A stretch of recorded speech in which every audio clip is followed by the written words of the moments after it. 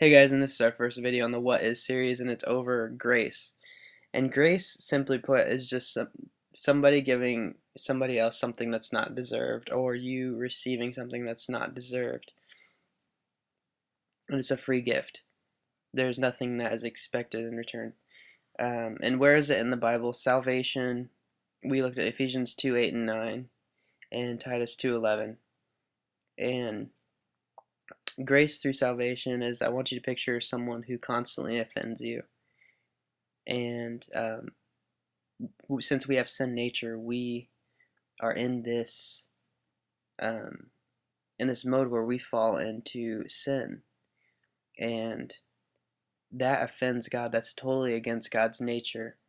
And yet, through salvation, through sending Jesus Christ to die on the cross, so that we could have freedom from our sins and we could have salvation, that's grace.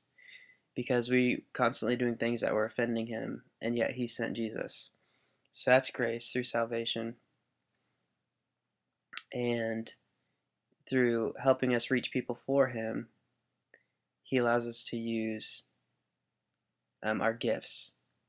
And He gave us all gifts to use to reach people, whether that be through just being good with people, so like hospitality, or some of you being gifted in singing or teaching, um, any of those talents, or prayer.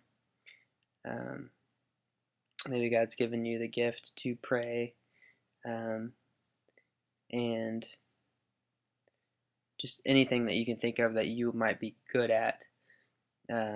He allows you to have those to reach people for Him. And we also can look at Stephen in that sense, because it said he was a man full of God's grace and power, and that's in Acts 6:8, which is one of the verses that we had.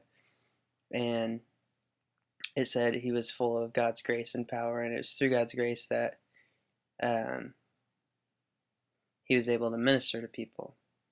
And Stephen was so good at this because of God's grace.